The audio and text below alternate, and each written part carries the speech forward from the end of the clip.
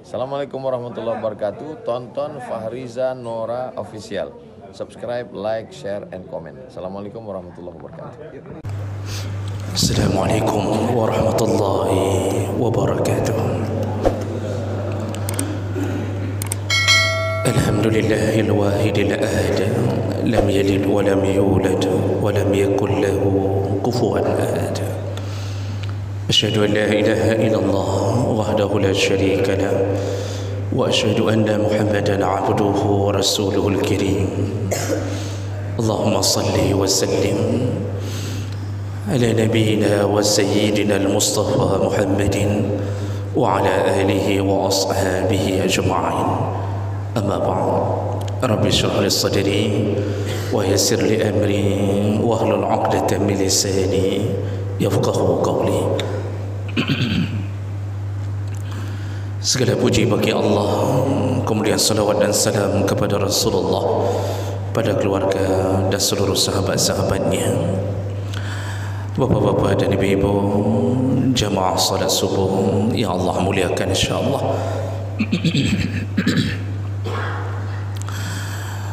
Salah satu daripada harapan kita yaitu semua kita ingin diberikan surga oleh Allah Subhanahu wa taala. Tidak ada orang yang menginginkan neraka, walaupun pekerjaannya pekerjaan ahli neraka. Kalau kita tanya orang yang tidak salat, orang yang tidak puasa, orang yang tidak bersedia membayar zakat, pasti jawaban mereka menginginkan surga. Surga adalah harapan kita tertinggi. Di situ puncak kebahagiaan. Tidak lagi diselingi dengan kesusahan, baik kesusahan pikiran, susah hati, susah badan. Tidak ada, sedikit pun tidak ada. Kalau diberikan surga saja kita sudah bersyukur, apalagi kalau diizinkan memilih surga. Diberikan surga saja sudah bersyukur, apalagi diizinkan untuk memilih surga. Nah, jemaah melakukan Allah Subhanahu wa taala, ternyata dalam beberapa hadis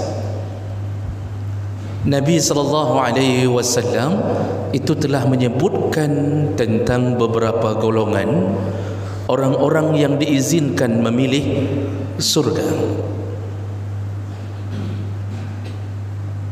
Ketika Nabi masih hidup, Nabi pernah berkata, kalau engkau memohon kepada Allah, maka mintalah surga Firdaus. Artinya jangan minta surga yang di bawah Firdaus.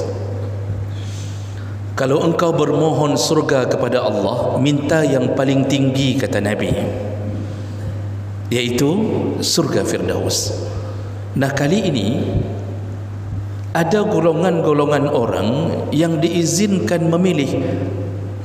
Silahkan pilih, kata Nabi. Dan itu adalah hak Allah untuk memberikan hamba keistimewaan. Nah, jemaah melakukan Allah Subhanahu wa taala, siapakah mereka? Inilah yang akan kita bicarakan pada subuh hari ini, yaitu orang-orang yang diizinkan untuk memilih surga suka-suka dia. Jadi kagalak-galak gedanyo. Seharusnya kita ditentukan surga. Engkau surganya ini, engkau surganya ini. Tapi ini silahkan pilih. Mari kita lihat keterangan dari Nabi sallallahu alaihi wasallam. Yang pertama, orang-orang yang diizinkan untuk memilih surga suka-suka dia, yaitu orang-orang yang akidahnya benar dan sempurna. Tidak sedikit pun ada unsur kesyirikan kepada Allah Subhanahu wa taala. Dan ini berdasarkan hadis Nabi sallallahu alaihi wasallam dari Ubadah bin Samit, hadis riwayat Muslim. Nabi sallallahu alaihi wasallam mengatakan, "Man qala," barang siapa yang mengucapkan dengan lisannya, dengan hatinya dan dengan perbuatannya, apa dia? Asyhadu an la ilaha illallah wahdahu la syarika lah wa asyhadu anna Muhammadan abduhu wa rasuluh wa anna Isa abdallah wa ibnu ummatihi wa kalimatun alqaha ila Maryam wa ruhum min. Jadi Nabi memulai dengan perkataan yang mengucapkan kalimat syahadatain. Ini kalimat syahadatain ini itu bahagian daripada iman tertinggi. Kata Rasulullah, iman itu ada 60 sampai 70 tingkatan. Dan iman paling tinggi adalah kalimah la ilaha illallah. Berarti kita sudah sampai pada puncak yang diinginkan Allah, mengakui bahawa Allah sebagai Tuhan.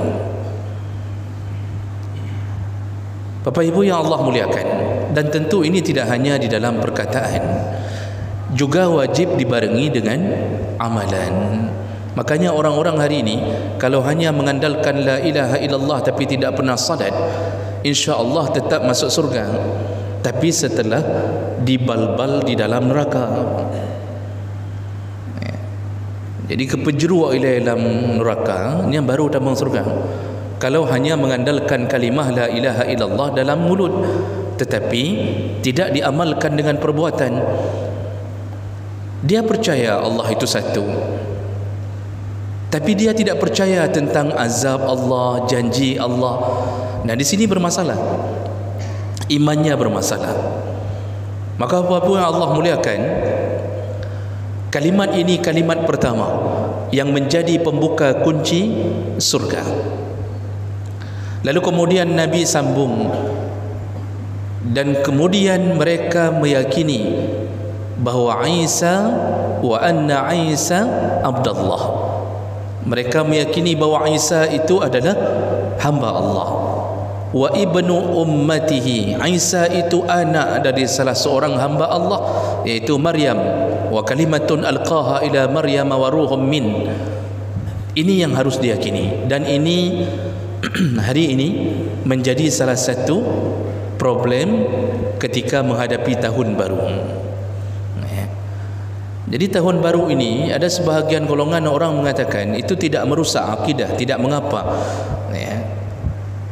Padahal ketika kita membaca dan bertanya kepada orang-orang Nasrani, mereka itu tahun baru itu memang ulang tahunnya kelahiran Yesus, walaupun dipercaya 25 Desember, tapi puncak peringatannya itu di tahun baru. Maka kalimat Happy Christmas itu disatukan dengan Happy New Year's. Mereka yakin Isa, Yesus dalam pandangan mereka itu lahir 25 Desember. Peringatannya itu di tahun baru. Maka siapa bilang tahun baru tidak bermasalah? Orang-orang yang merayakan tahun baru itu bukan hanya sekedar merayakan tahun Masehi. Masehi ini pun kalender bentukan daripada Nasrani. Islam tidak kenal kalender Masehi, namun karena kita dijajah oleh kekuasaan barat, mau tidak mau kita memperingati segala sesuatu dengan kalender Masehi. Nama-nama bulan dalam kalender Masehi pun diambil dari raja-raja Roma.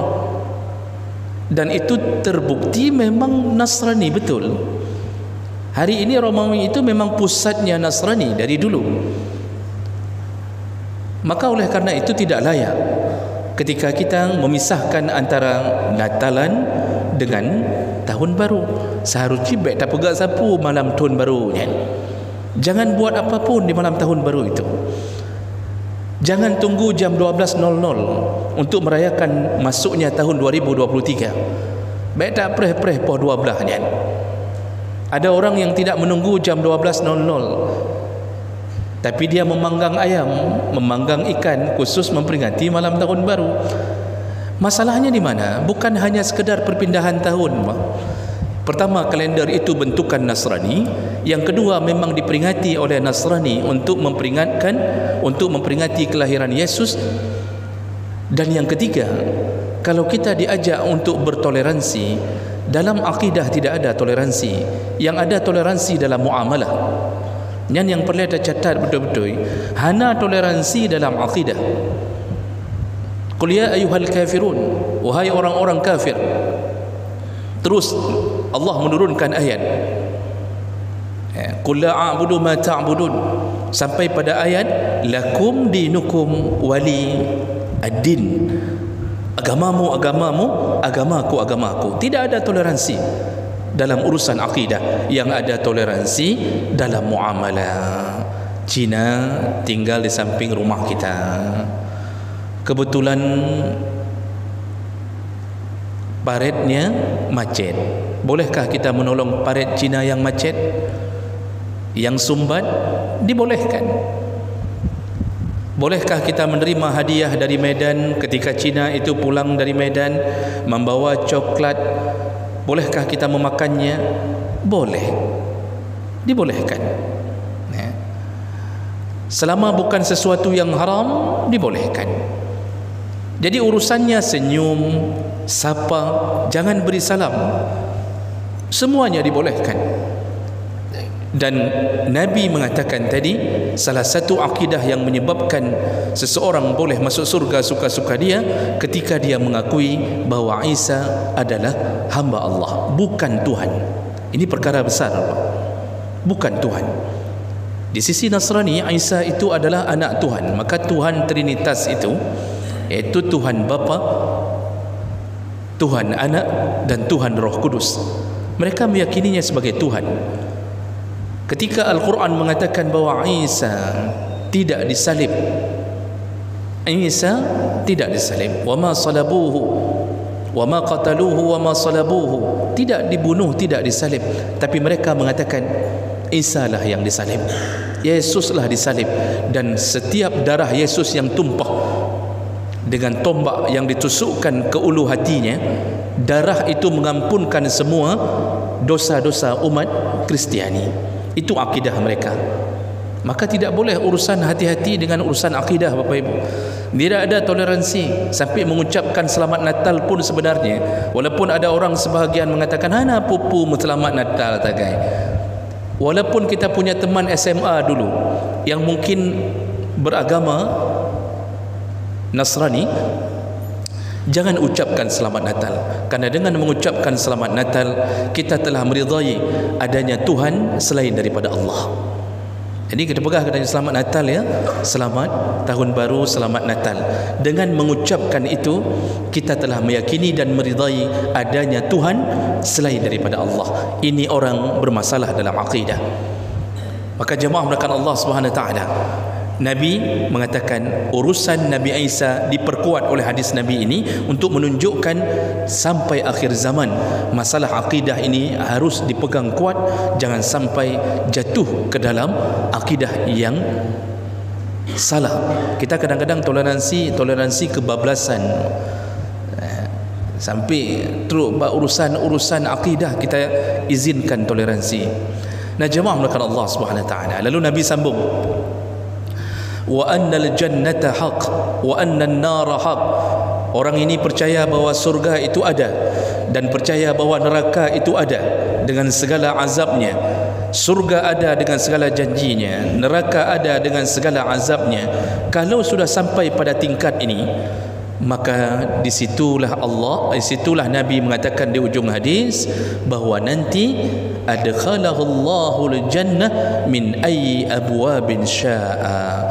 Allah masukkan dia ke surga dari pintu manapun yang dia suka. Nah ini golongan pertama. Jadi golongan pertama ini ternyata adalah golongan orang-orang yang akidahnya sangat kuat. Itu urusan dengan Allah Subhanahu Wa Taala. Jadi hanjit membacut, jangan sedikit pun menduakan Allah Subhanahu Wa Taala dalam rangka apapun.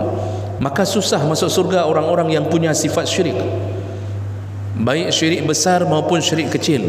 Syirik besar yang langsung menduakan Allah Subhanahu Wa Taala. Datang ke dukun itu syirik besar.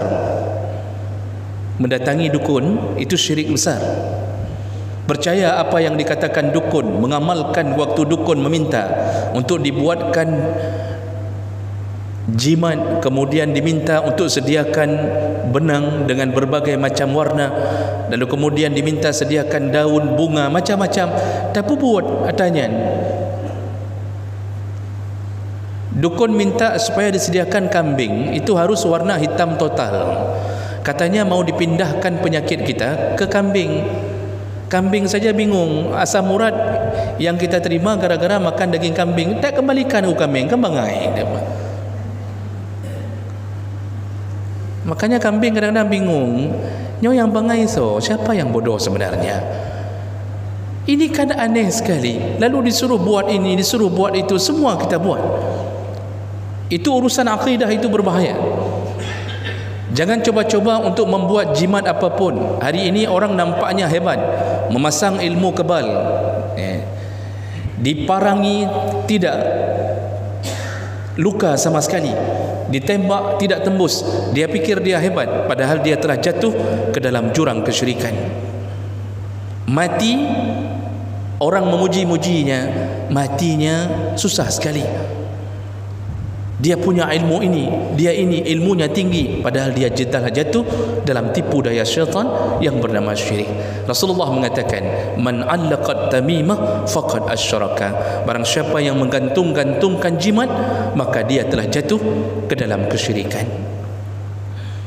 Jadi di ibu-ibu jangan coba-coba memasang jimat di pinggang anak bayi. Itu anak bayinya tidak masuk neraka, mamaknya yang masuk neraka, bapaknya yang masuk neraka. Jangan percaya apapun yang sifatnya bukan karena Allah Subhanahu wa taala. Jangan katakan hujan itu jatuh karena bintang. Jangan katakan hujan itu jatuh karena pertemuan antara gesekan panas dengan gesekan dingin. Jangan katakan bahwa tsunami datang karena terjadinya pergesekan di lempengan bumi. Jangan katakan itu.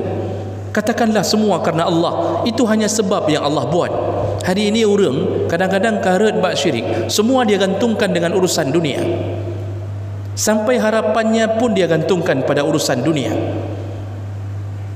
Dukun-dukun hari ini dipelihara, dipamerkan di televisi, diberi uang yang banyak, diberi kesempatan yang luas untuk memamerkan kebodohan mereka, dan kita disibukkan memikirkan hidup mereka.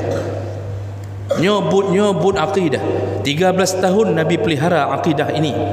13 tahun tidak ada salat, tidak ada zakat, tidak ada perintah puasa. Di Makkah tidak ada apapun. Yang Nabi tanamkan 13 tahun hanya percayalah Allah itu satu, Allah berkuasa, Allah punya neraka, Allah punya surga. Itu yang Nabi tanamkan, sehingga sahabat ketika diajak hijrah oleh Nabi SAW, mereka sudah yakin betul Allah itu akan membalas hijrahnya mereka. Tidak ada keraguan sedikit pun pada mereka. Orang punya kaget akidah. Kalau sudah bagus akidah, semua dia pulangkan ke Allah, maka apapun dia lakukan, walaupun darah dia korbankan untuk Allah. Tusukan pedang tidak terasa. Makanya dalam hadis riwayat Bukhari disebutkan orang-orang yang mati syahid, Nabi mengatakan orang-orang yang sudah mati syahid itu meminta kembali ke dunia. Kenapa mereka minta kembali ke dunia? Mereka mengatakan, seandainya kami bisa dihidupkan kembali, kami akan berperang kembali. Kami ingin ditusuk berpuluh kali lagi dengan pedang-pedang. Kenapa mereka minta itu? Ternyata janji Allah telah mereka dapatkan keindahan hidup sebagai seorang syahid. Nyan akidah. Maka jemaah melakukan Allah, kalau mau selamat dan diberikan surga, silakan pilih surga yang mana. Pasang akidah dengan baik. Jangan sedikit punnya nyona uroget, urohanaget. Karena orang kita kadang-kadang, karena Nusantara ini dulu dikuasai oleh Hindu, kita ini enggak terlepas Pak. Walaupun pegah, Nusantara ini kan cuma dua agama dulu Pak. Sebelum datangnya Islam, di Nusantara ini cuma ada Hindu di bawah pimpinan kerajaan Majapahit, kemudian Buddha di bawah pimpinan kerajaan Sriwijaya. Dua itu yang berkembang, Hindu dan Buddha. Lalu kemudian datanglah para ulama dari Hadramaut, dari Gujarat, dari India, yang kemudian membawalah, dia bawa Islam. Alhamdulillah datangnya dari Samudra Pasai. Maka kita lebih dahulu mengenal Islam dibandingkan dari yang lain. Itu satu nikmat Allah beri kepada kita. Tapi Masya Allah, kadang-kadang amalan-amalan Hindu kita masih lakukan. Di Urojeh katanya, orang kita dulu itu untuk menyuburkan sawah, itu lembu jagat. Lembu jagat apa bahasa Indonesianya? Keba jagat. Itu apa bahasa Indonesianya itu? Kerbau putih, kerbau albino itu. Itu dicari, lalu kemudian disembelih lehernya, tapi disengajakan darahnya untuk mengalir di air sawah. Jadi wadah gekoh ulainya, dia sengajakan agar darah lembu keba jagat itu, kerbau jagat itu disengajakan agar jatuhnya ke aliran air sawah, dengan harapan biar mereka mendapatkan kesuburan. Itu bermasalah. Tapi kalau bersyukur setelah dapat panen sawah, makan-makan hari ini, itu insya-Allah tidak mengapa. Itu rasa syukur kita kepada Allah Subhanahu Wa Taala. Tapi jangan lakukan yang aneh-aneh. Jangan sampai kita memanggil hujan dengan pawang. Ya hei pawang hujan. Pawang hujan tahu apa? Sedangkan Allah telah mengatakan salah satu yang Allah simpan rahasianya adalah tentang hujan. La ya'lamuha illa Allah. Tidak ada yang tahu tentang hujan kecuali Allah. Datang kita panggil pawang. Hari ini pawang terkenal bernama Rara. Iraranya medipero pihan. Kita mau buat walimah, Masya Allah, supaya tidak turun hujan, kita campakkan celana dalam. Kenapa harus celana dalam? Bukan hanya celana luar saja. Itu pun cari yang paling bau, yang belum dicuci. Berat tat bangai kadang-kadang. Jadi saya kena pegak walimah, nyantik lu dalam water seng. Lemparkan celana dalam ke atas seng. Makin dilempar, makin berat hujan, banjir rumah hari itu. Na'udzubillah, hati-hati perkara ini. Orang barat percaya bahawa angka 13 angka sial. Haram bagi kita percaya bahawa angka sial itu ada. Jangan percaya bahawa hari sial itu ada. Semua hari baik. Jadi kita kadang-kadang mau buat ini, buat itu, ditanya sama orang-orang tua kita, bagaimana kita buat di hari ini ki banjir dah pegat ba oro nyo oro je. Lalu ada yang mengatakan nyan oro Rabu hanaget, nyan kreuh, oro nyan kreuh. Entah bagaimana kreuhum. Ya. Nyan oro Selasa seuam hanaget, bulan Safar hanaget, bulan mekawin bulan Syawal tidak baik karena ini begini, itu nanti sial segala macam. Nauzubillah, akidah kita bermasalah. Padahal semua itu urusan Allah Subhanahu Wa Taala. Dulu waktu kita kecil Bapak, itu majalah-majalah sebelum adanya HP, kita ni yang lahir-lahir tahun 70-an 60-an, yang tahun 70 80 majalah mandumna bintang. Bintang Gemini, Sagittarius, lu depa kena longing sin. Jangan fikir saya tidak lihat. Saya lihat dia waktu kecil, saya lihat. Virgo nya nanti semuanya baca ramalannya. Yang berbintang Virgo, maka dia kentutnya bau. Mandum kentut bau. Gimana cara dia? Subhanallah, nanti jodohnya dengan bintang Gemini. Na'udzubillah, percaya pada bintang sebagai penentu nasib, ini akidah yang rusak. Susah masuk surga Pak. Sekecil apapun kita tidak gantungkan pada Allah, susah masuk surga. Tapi orang yang akidahnya sempurna, semua musibah Allah yang berikan, semua kenikmatan Allah berikan, hujan Allah yang berikan, tertabrak dia di tengah jalan, patah kakinya Allah yang berikan, jodohnya hari ini mungkin kurang cantik Allah yang berikan, tinggal cari yang lain. Pepayadan. Oh, ibu-ibu dapat suami kurang kaya, Allah yang berikan untuk menguji kesabaran. Semua urusan anak kita laki semua tidak diberikan perempuan, Allah yang buat. Semuanya urusan gantungkan pada Allah. Jangan sedikit pun di luar kenyataan tentang akidah itu. Inilah orang yang akan membuka pintu surga sempurna. Silahkan, kata Nabi, nanti Allah mengatakan silahkan pilih surga, silahkan pilih mau yang mana. Makanya pasang akidah dengan benar. Baik bacuk-bacuk kanyok, pegatnya cok je, disuruh buat ini buat, disuruh buat itu buat, macam-macam. Jadi jemaah melakukan Allah itu golongan yang pertama. Ini golongan pertama sudah setengah jam. Tadi moderator mengatakan 30 minit ke depan akan disampaikan oleh penceramah. Kakak sabote Pak, nak izin sabote. Itu golongan yang pertama. Golongan berikutnya yang dijamin akan mendapatkan kesempatan memilih surga, yaitu orang-orang yang setelah berwuduk lalu dia mengucapkan doa setelah wuduk, tapi wuduknya wuduk sempurna. Itu hadis dari Abdullah bin Umar radhiyallahu anhu, hadis riwayat Ahmad dengan derajat yang sahih. Kata Rasulullah sallallahu alaihi wasallam, "Ma minkum min ahadin yatawadda." Kalau ada di antara kalian yang berwuduk, fayusbighul wudu, bagus wuduknya, sempurna wuduknya, summa yaqul. Jadi syarat pertamanya adalah sempurna wuduknya. Bagaimana wuduk sempurna? Yang rukun lakukan, yang sunnah jangan tinggalkan. Jadi kalau Nabi mengatakan disuruh sela-sela cuci tangan pertama, disuruh sela 3 kali, lakukan. Disuruh sela kaki, gosok sampai teruk bak jarau kaki. Kalau Nabi suruh dalak, disuruh gosok yang dengan tangan, gosok, disunnahkan 3 kali di semua anggota wuduk, maka lakukan. Ketika Nabi suruh masukkan air ke dalam hidung, masukkan. Disuruh buang kembali, buang. Disuruh kumur-kumur dengan baik, kumur-kumur dengan baik. Ikuti Nabi. Ketika cuci kepala, itu Nabi menyuruh bagaimana?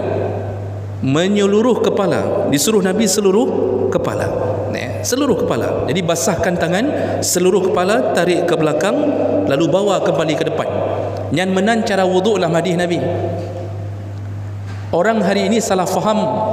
Ketika belajar fikih Syafi'i, kita ada yang salah faham. Dalam fikih Syafi'i itu diajarkan bahawa wuduk itu minimal satu helai rambut terkena air, min haddi nabati sya'r, iaitu di batasan tumbuhnya rambut. Satu helai rambut kena air, itu sudah sah. Itu dalam mazhab kita Syafi'i, sudah sah. Maksud sudah sah, kalau kena air satu helai rambut sudah sah. Tapi bukan itu yang dianjurkan. Nyan kena pegah bahawa nyan minimal cara wuduk lagi nyan. Cuba baca kitab semua Syafi'i, semua kitab Syafi'i, tetap disambung kalimat yang mustahab, yang disunnahkan adalah seluruh kepala. Maka kita gara-gara salah faham, kadang-kadang kita lihat kita yang bermazhab Syafi'i, waktu cak wuduk, cak bacut, dia cilet. Dia cilet di sini, Pak. Dia cilet apa? Cilet apa bahasa Indonesia namanya? Dia ambil air sedikit, dia cilet-cilet begini saja. Cilet-cilet begini saja. Mazhab Syafi'i mengatakan itu minimal. Yang sunnahnya seluruh kepalanya. Jadi wuduk itu seluruh kepala.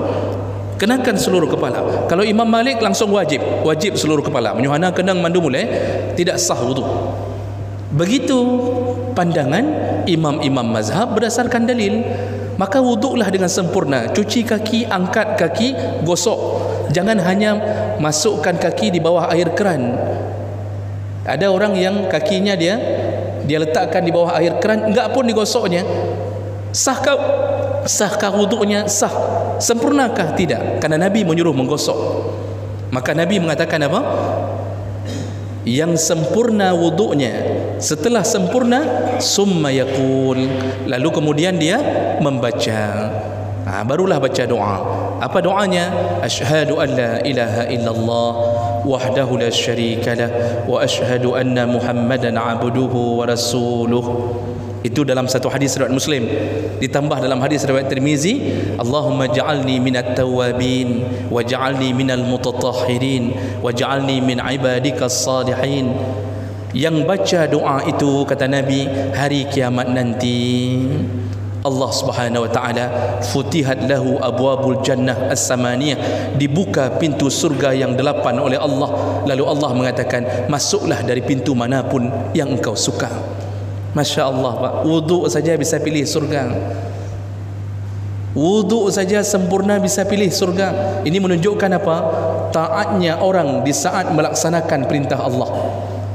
taatnya kita pada saat melaksanakan perintah Nabi sallallahu alaihi wasallam. Jadi yang Allah lihat itu sebenarnya bukan gerakan wuduknya, yang Allah lihat ketaatan kita itu sejauh mana. Ini yang penting. Maka wuduklah sempurna, wuduklah dengan baik, jangan asal-asalan. Karena pahalanya besar sekali pahala itu. Tapi kalau wuduk saja tidak pernah salat, insya-Allah neraka juga. Wuduk sihat, sembahyang hentam, ya itu neraka juga insya-Allah. Yang terakhir, nyokat terakhir Pak, ini pembahasan kita yang terakhir.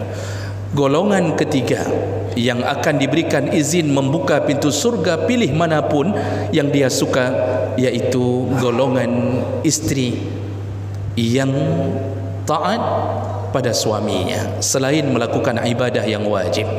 Berdasarkan hadis dari Abdul Rahman bin Auf, hadis sahih, Rasulullah sallallahu alaihi wasallam menyebutkan untuk para istri. Nah, ibu-ibu, ini untuk para ibu-ibu, dengarkan baik-baik nasihat Nabi sallallahu alaihi wasallam. Rasulullah mengatakan, "Iza sallatil mar'atu khamsaha." Kalau seorang perempuan hanya salat 5 waktu saja, enggak ada salat sunnahnya, hanya salat 5 waktu, hantar ke sembahyang sunnah, qabliyah hana, ba'diyah tidak pernah, salat tahajud tidak pernah. Okey, kata Nabi, tidak masalah. Seorang perempuan yang hanya salat 5 waktu saja, wasamat syahraha, lalu dia hanya puasa Ramadan saja, enggak pernah puasa Senin Kamis. Karena kan perempuan itu capek Pak, lebih capek karena tidak bergaji. Kalau bergaji pulih capeknya. Maka kita suami harus faham-faham, kalau perempuan sudah capek, kasih gaji lebih. Perempuan tu capek kerjanya, Masya Allah, dari mulai dari terbit matahari sampai terbenam mata suami. Sebelum terbenam mata suaminya hampir piuh ya. Kapegat teh tiat, kapegat kopi, nyoji, kaurut long tiat, kanyo, kaji. Macam model Pak. Capek perempuan itu, isteri itu capek. Cara menyembuhkannya bagaimana? Berikan uang Rp500.000, nyompat. Dia akhir bulan saja nyompat, peng, ini ada 500.000, pergilah belanja. Itu Pak, Masya Allah, semua kelelahannya 29 hari, di hari itu hilang semuanya. Oh, enggak mau berikan uang, kita bawa belanja, pergi ke mall, suruh dia pilih suka-suka. Syaratnya tidak boleh lebih daripada 10.000. Nya kapal wasit, nya hanya kebun. Bawa dia belanja, bawa isteri jalan, pilihlah baju yang mana engkau suka, silahkan. Masya Allah, hilang capeknya di situ Pak. Tapi kita yang capek, mengikuti dia terus-terusan dari satu lorong ke lorong lain, terus masuk semuanya Pak. Barang-barang enggak perlu dia beli Ajinomoto, dia belinya, dia macam model tu. Gedanya yang tapi tidak mengapa, begitulah membahagiakan isteri. Makanya Rasulullah mengatakan kadang-kadang isteri enggak bisa puasa sunnah. Mana sempat isteri puasa Senin Kamis, baru mau puasa suaminya dari kantor telefon, nak kali kata gunbu, sudah masak nasi, saya puasa bang, puasa aja, bagus cerai ke? Tidak bisa. Makanya Rasulullah tidak memberatkan seorang isteri, cukup Ramadan jaga dengan baik. Lalu kemudian wa hafizat farjaha, lalu dia menjaga kehormatannya, tidak berpakaian yang terbuka aurat, tertutup dengan baik, tidak bergenit-genit dengan suami orang, dia jaga kehormatannya. Dan yang keempat, kata Rasulullah, wa ata'at zaujaha, di saat dia taat pada suaminya, apa kata Allah nanti di hari kiamat? Wa qila laha, hari kiamat Allah akan berkata kepada isteri ini yang sangat taat pada suaminya, udkhulil jannah, masuklah engkau ke dalam surga, min ayyi abwabin syi'ti, dari pintu manapun yang engkau suka, kata Allah. Masya Allah, ibu-ibu ada kesempatan buka pintu surga ibu. Syaratnya apa? Ibadah bagus. Yang wajib yang dua tadi. Kenapa Nabi tidak sebutkan zakat? Karena yang wajib zakat yang memberi nafkah kepada dia, suaminya yang wajib zakat. Isteri bukan orang cari nafkah, walaupun banyak orang hari ini cari nafkah ya. Artinya rata-rata isteri tidak cari nafkah, maka enggak disebutkan zakatnya. Kenapa tidak disebutkan haji? Begitu nafkah tidak ada, haji tidak wajib. Oh, mau dihajikan oleh suami, alhamdulillah, ibu dapat suami yang baik. Ibu beruntung dapat suami yang mau menghajikan isteri, tapi tidak wajib suami menghajikan isteri. Ini yang perlu ada pegang. Itu bukan bahagian nafkah wajib. Oh, mau diberikan. Masya Allah, beruntungnya seorang istri ketika dihajikan oleh suaminya, dan baiknya seorang suami di hadapan Allah. Maka tidak disebutkan zakat, haji, hanya disebut yang intinya setelah ibadah bagus, taatlah pada suami. Jadi ketika ijab kabul, itu surga berpindah dari tangan orang tua ke tangan suami. Surga pindah dari kaki seorang ibu yang menikahkan anaknya, berpindah ke kaki suaminya. Maka ibu-ibu yang Allah muliakan, jangan fikir orang tua seorang istri lebih utama daripada suaminya. Tidak, suamilah lebih utama dia berbakti dibandingkan orang tua istri.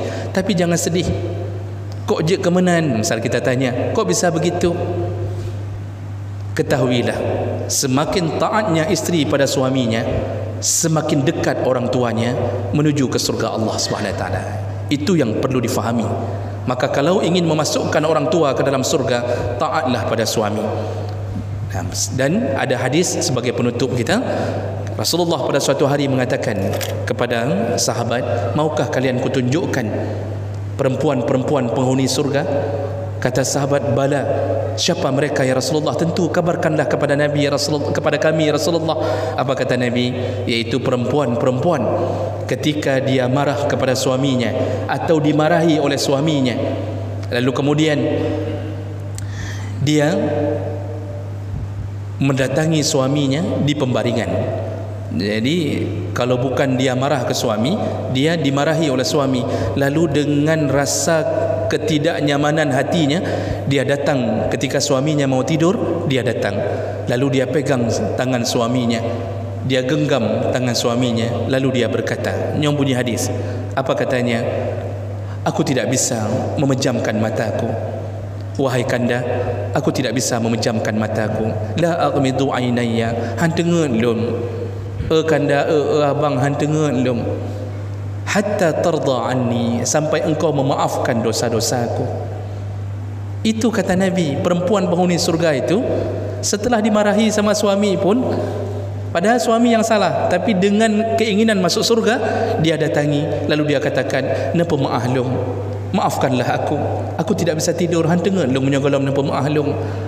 Masya Allah, ketika itulah malaikat kagum, takjub dengan istri ini, maka dicatatlah dia penghuni surga Allah.